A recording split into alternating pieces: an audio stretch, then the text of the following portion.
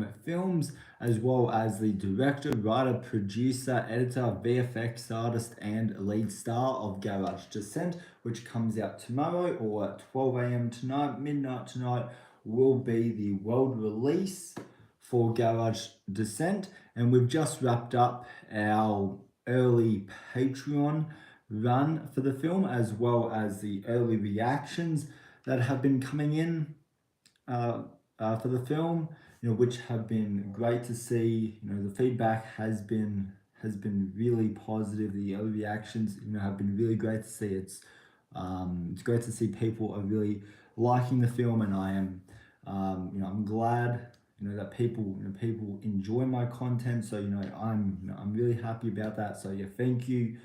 Really from the bottom of my heart, this channel, this company would not be possible if it was not for you guys. You guys are, you guys are the brains and the bones, behind this operation.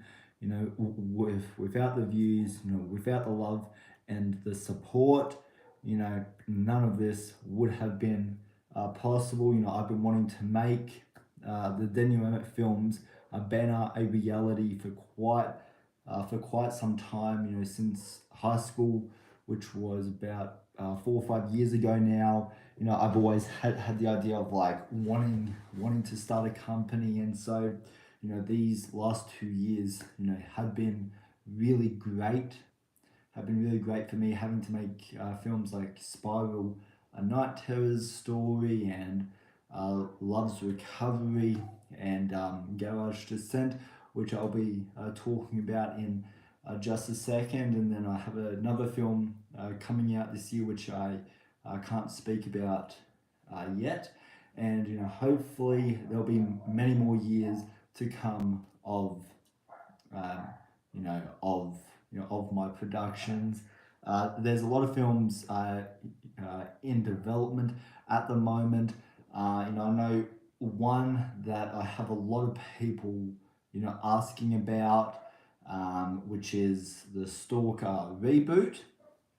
And I haven't posted about that for a while, but I want to reassure my audience that it is happening. It's been a bit of a slow few stages, but I have a script that I'm very happy about and that I feel very confident in, and I'm hoping to get that off the ground in the next year or two. But yeah, there's been some troubles with that one, but hopefully that's going to be getting somewhere. And then there's a few other ideas that I would like to make. Love's Recovery was one of the biggest successes I've had on this channel, coming in at 945 views. So yeah, thank you to my audience and to my fans for that. That is amazing, and we would really like to make a sequel to that, and and I think there's a lot more story to tell, between those two characters and in that world. So that's something, that we would like to do, and that is something that I am currently working on. So,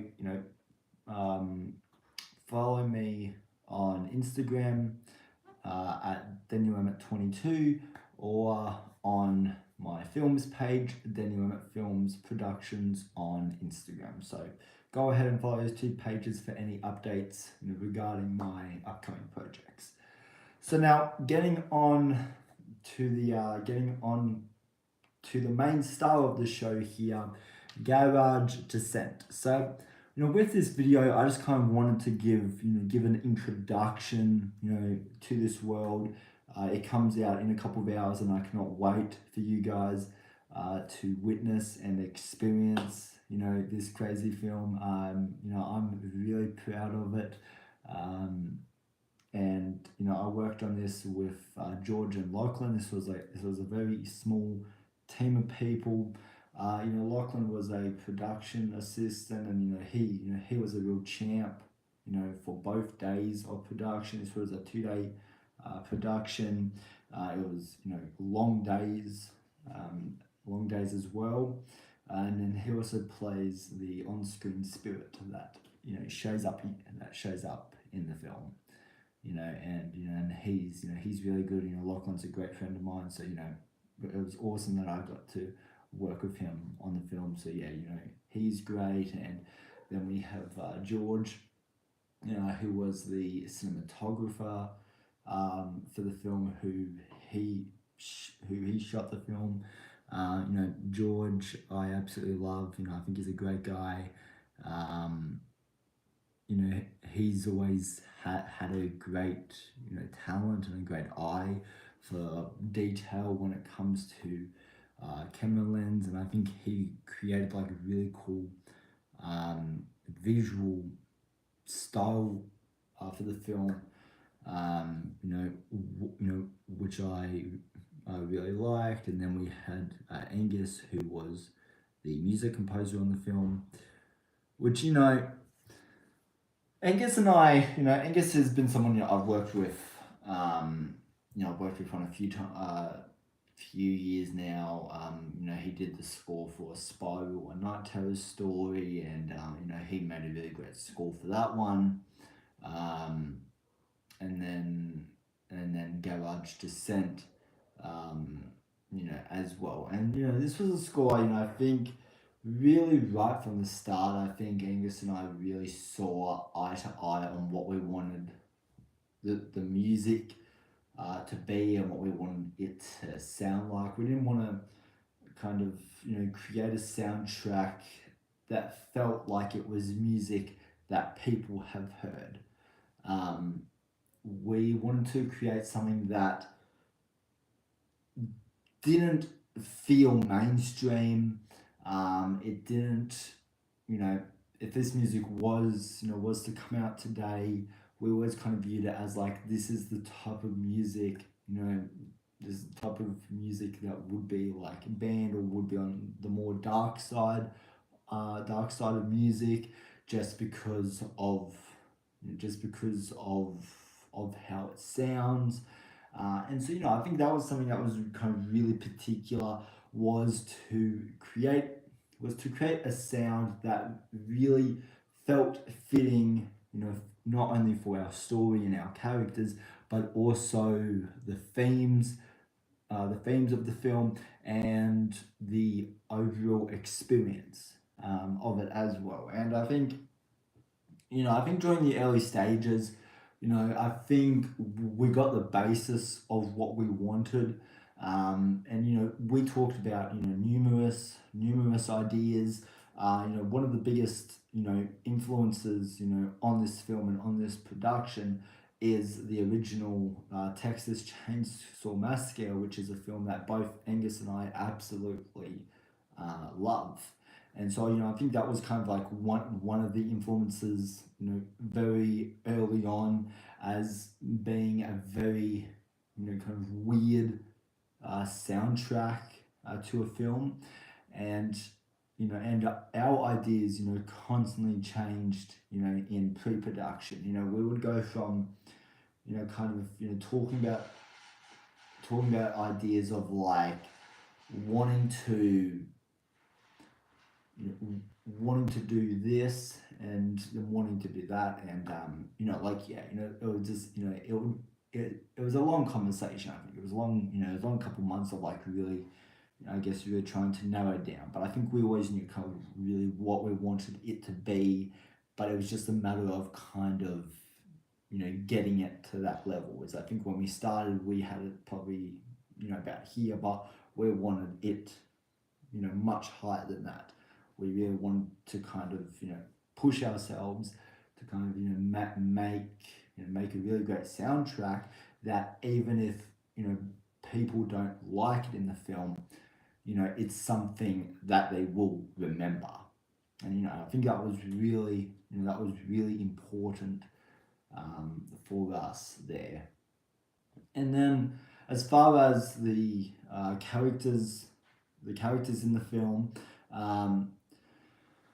this was something that that didn't really take a whole lot of convincing. I didn't take a whole lot of convincing to myself is like I wanted, I wanted to create a character that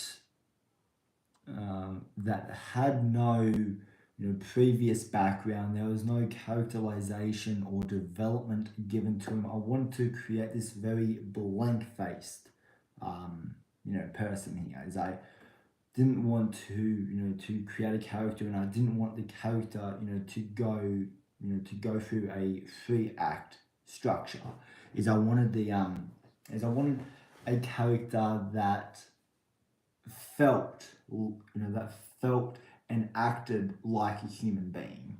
And I think one of my biggest inspirations behind the character in the film is is we walk downtown every day. We go to work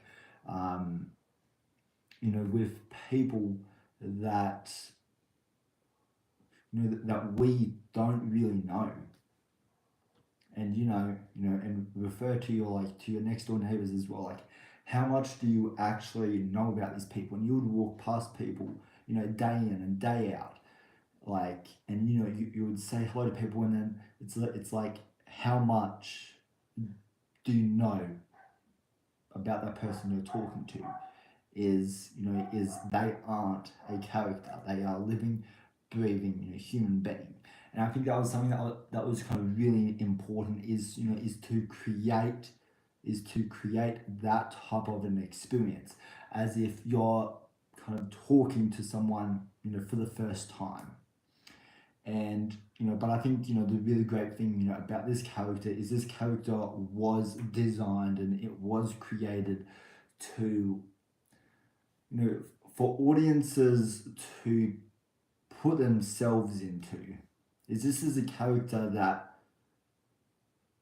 that has no background, which I think leaves the door open for a lot of engagement from the audience. And I think that was something that was really particular to me. And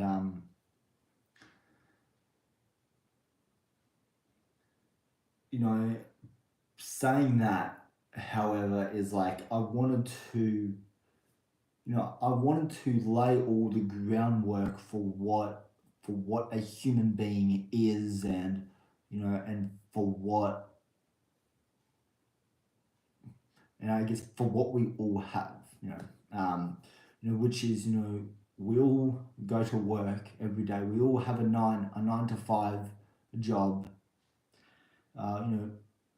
Some of us are in relationships. Some of us aren't in relationships, and so they're the two things that are universally, I guess, the most human accurate. I guess you can put it. And so, yeah, like I wanted to kind of put all that there, and like those tools were there for people to really kind of really latch onto this character in a way that that a character hasn't really been presented. And a lot of our character work is like, this is in many ways a film within a film.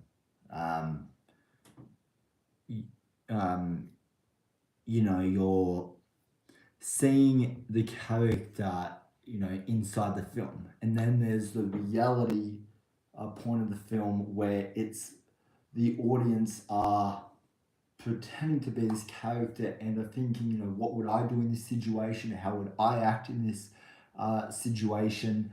And so, I think there's really, 2 layers, to this film. There's the way that, the character, in the film, is acting towards it. And, I think, a way that we wanted to create, a really, I guess, human experience, towards the film is a lot of that does have to do with what I mentioned earlier about Angus's score. Angus's score is very much a reflection, of the character that we create. because the character in the film is going insane. And so one of the things that Angus and I kind of really had to kind of talk about was like, okay, so the main character is already going insane, and now how do we do the opposite here, where we're trying to get the audience to go insane? And very much that's the type of experiences we didn't want people, to just watch and experience the character. We wanted people to actually, live and breathe this situation and kind of, feel the tension, like the characters feeling, feel that, feel that, that, feel that like that detachment, from reality. And so we did want to create an experience that you know we wanted we wanted people to go insane kind of watching this, as we wanted to really create, I guess, a juxtaposed you know experience.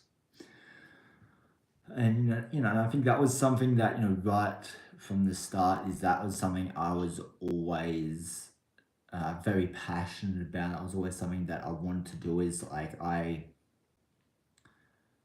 you know people can watch a character and and get invested in their story, but then getting people to actually live that experience, that's a different topic there. And so that was something I really wanted to test myself, test myself directing this. Is I all of the actions that this character makes, is it's something that I really spent a lot of time thinking about. Because like because if the character kind of does something that you know that we wouldn't do, is then there's that detachment from the story. And so I always really wanted the actions to kind of intertwine within the story. Because this story very much deals with the beginnings and the birth of mankind, and it deals with the human brain, and I guess, and the question of and the ability to to feel and love. And I think these are all big themes, within the film. And so like as a result of all those,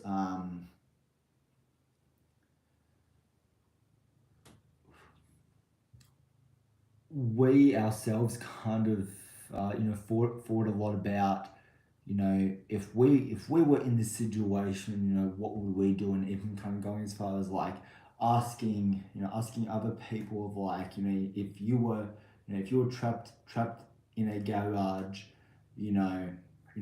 what would you do at this certain point? And really just trying to get really different perspectives, and make sure that the actions are as humanly relevant. And I think that's one part that works really well, in the film.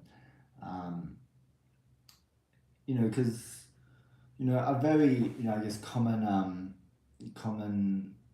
I guess criticism for horror films and for horror characters, is like, if I was them, I would do this. And so I think, the audience have always kind of thought that they're always smarter than these characters, but that's not true to me. I think, in situations like this, when your brain is not thinking straight, is it's trying to think, what's the best way to get out of this scenario, the brain is not always going to choose the proper way. It's always going to think, what's beneficial, for me, in that moment, whether that's going to be the one, that kills you or saves your life. That's just not the way. That's just not the way that the human brain, works. When you're under a stressful situation, it's like your brain is running 100 different programs at once. And then that's kind of like the way our brains work under pressure. Is we don't think things through straight. And so I think that's where something that's kind of really got on my nerves. And I think that was something that that in many ways, I did want to kind of play with in here, but I also kind of wanted to explain that, that, that these dumb scenarios, or these dumb, decisions that these characters make, that, that they are very human. That's kind of what makes us human, is we make bad mistakes, but all we can do with those bad mistakes is try and fix them. And I think that was something that was really interesting, and like a lot of the film I did spend with trying to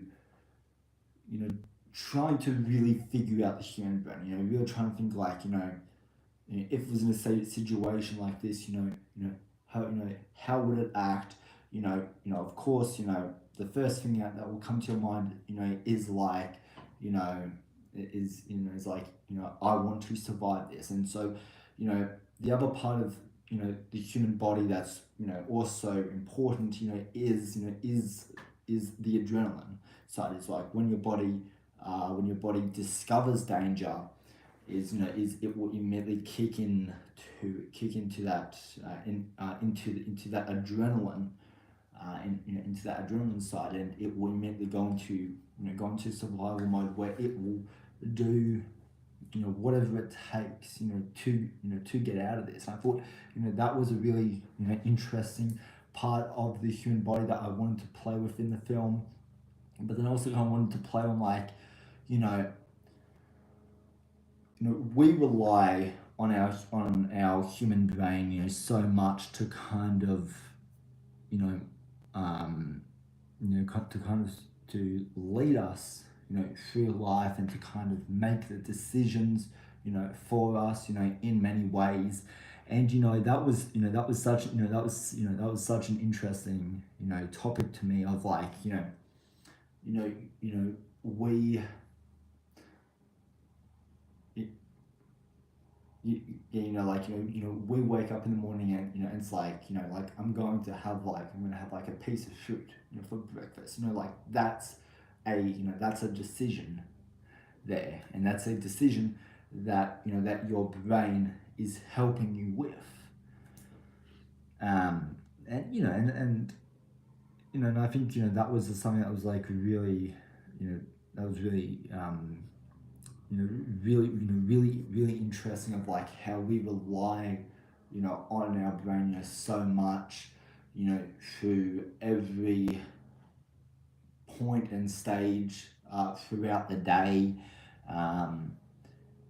And so I wouldn't, I was kind of thinking, what if our human brain turned on us, and and became our worst enemy?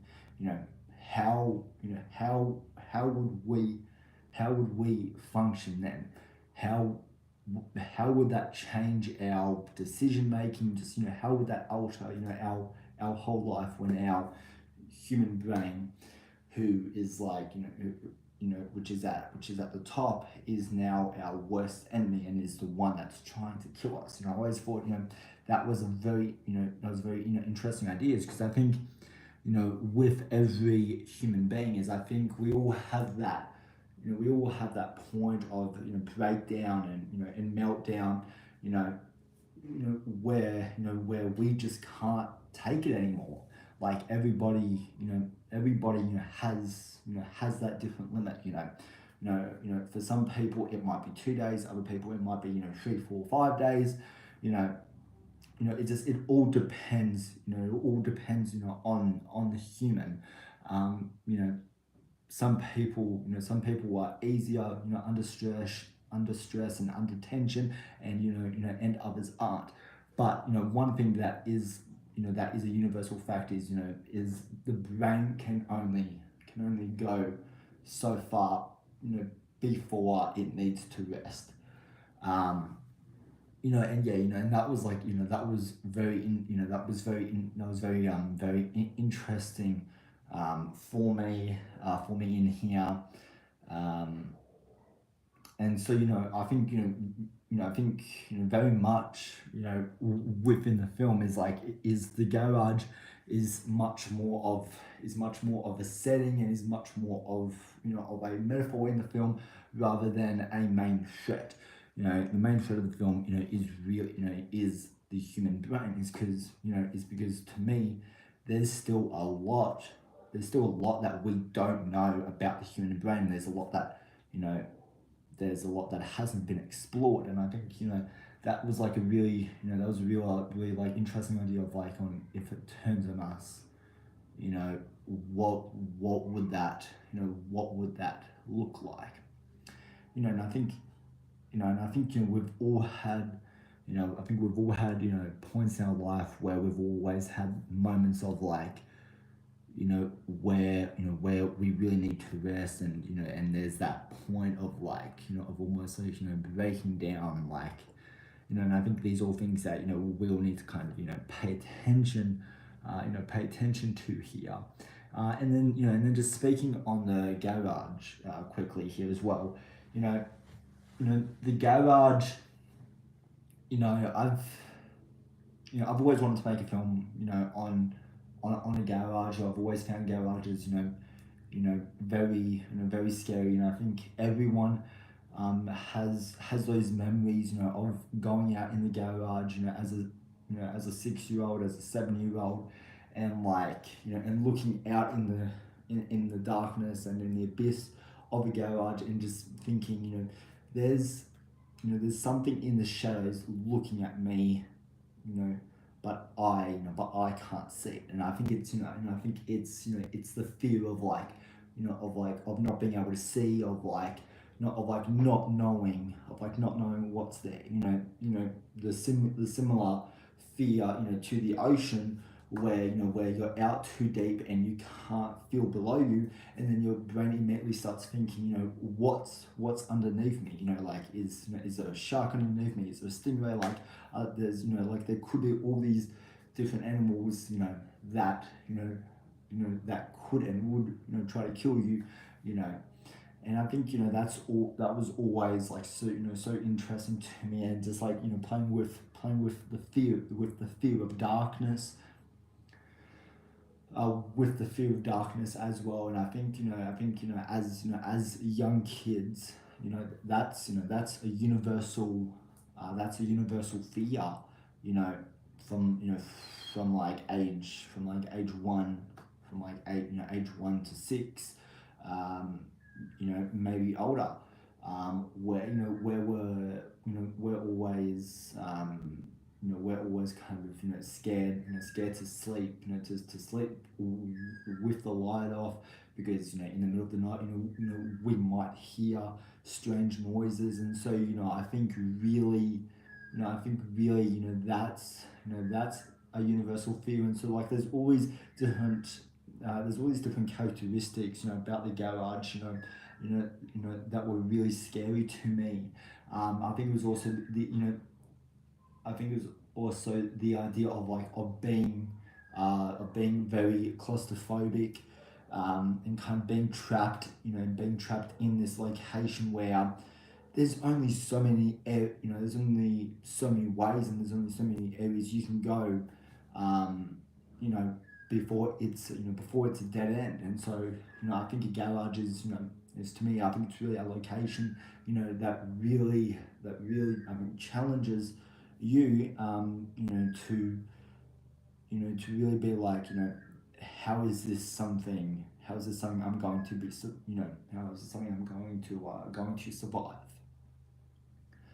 Um, and and I think just kind of like having that, like in garages,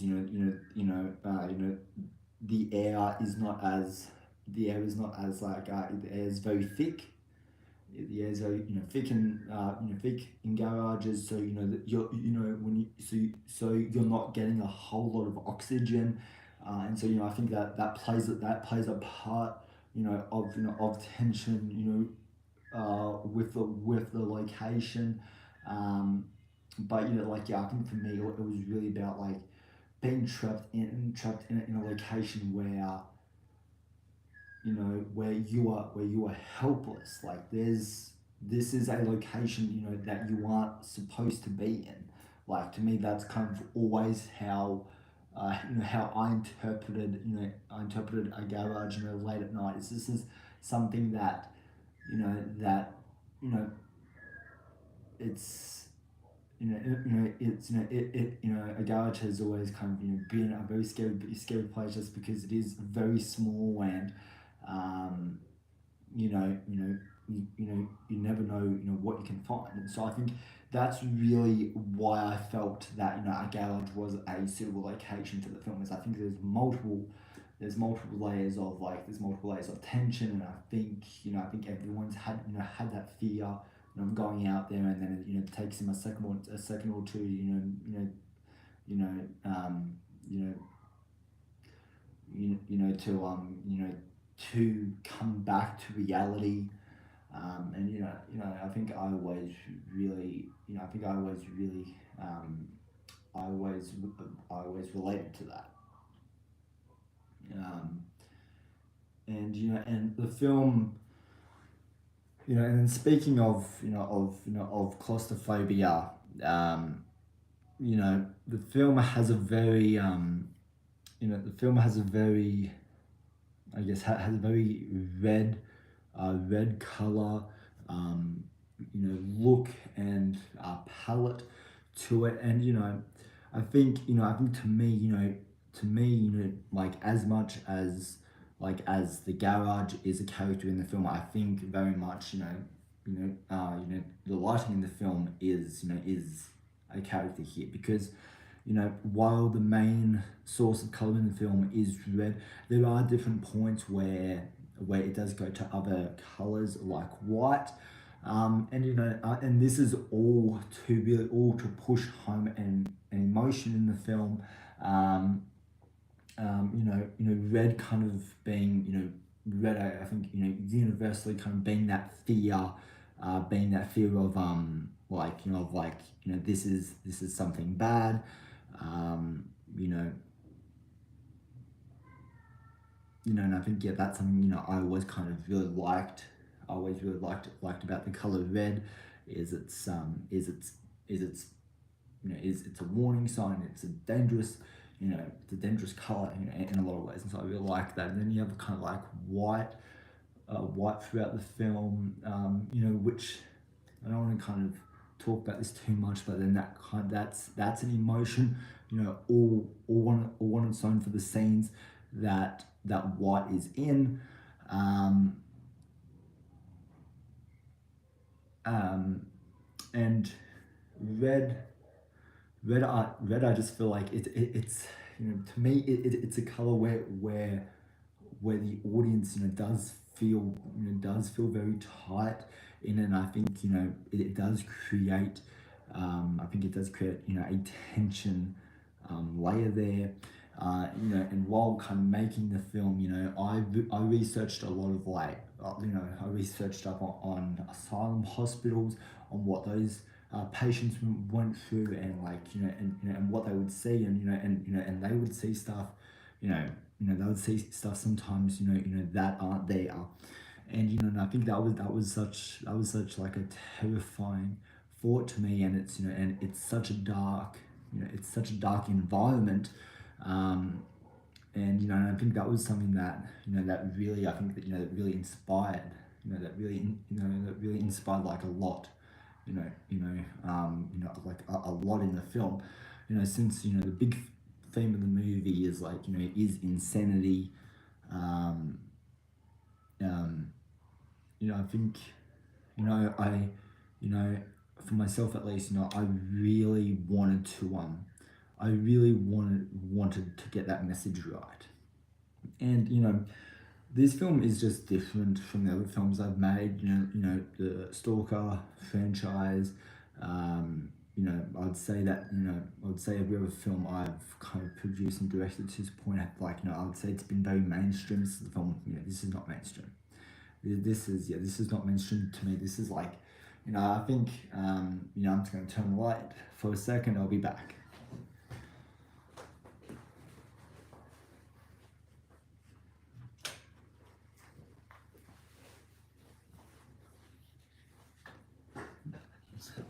Yeah, sorry about that.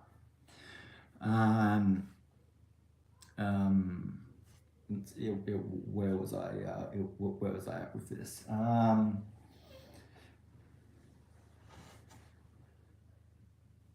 So yeah, like I wanted to really be as true to I guess to the insanity factor as possible, because I think to me that's that's a universal fear, is like is is losing control of yourself, and um, and uh, and like not like not having control over your body, which your body's always kind of been has always been your hero. It's always been the one to help you. And so I think that was like like I really kind of I really wanted to show, like these things that we all rely on, like if that becomes our worst enemy here. And so I think it's such a scary film, like in the regards of like you know like this is someone that's kind of this is someone who's very much like in and out of reality, where he doesn't know what is real and what is fiction, um, anymore. And I think that's such a scary concept to me, of like not being able to identify things, and just like having no control over your body. I cannot imagine like anything worse than that. And so I think this film really touches on a lot of scary concepts, that are universally terrifying. Like I think this shit is terrifying. um, um, and then with the ending of the film, which I'm trying to be very very blunt on this. We're only a few hours away from the film now, but the ending, I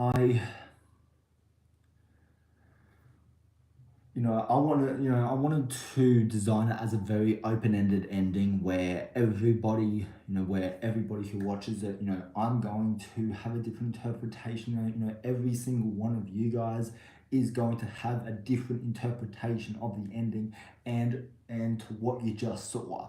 Because you know um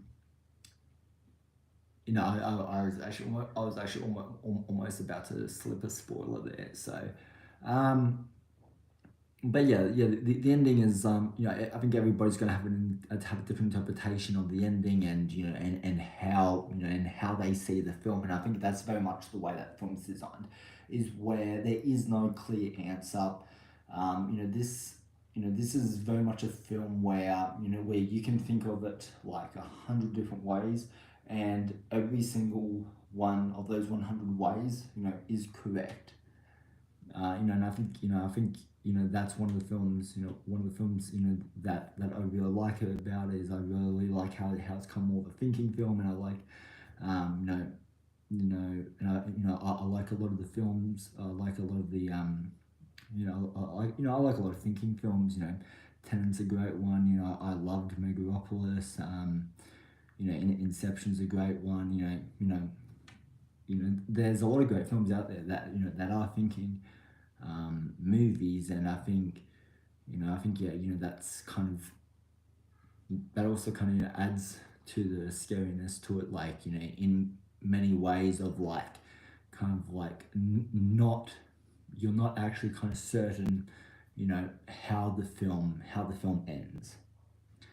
And I think that's something that's that I'm really looking forward to seeing people's interpretations, and really looking forward to seeing the feedback, the feedback to the film, and and I really hope that people love it, and I'm really looking forward to it. And this has been a passion project, in the making. Is like, is I wanted this film, to be perfect, and I wanted it to carry a very, a very particular, experience for audiences. And I will find out in a couple of hours and over the next couple of days, if I accomplish that.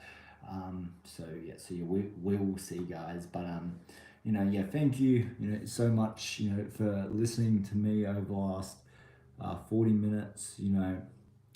Garage Descent, you know, comes out tomorrow.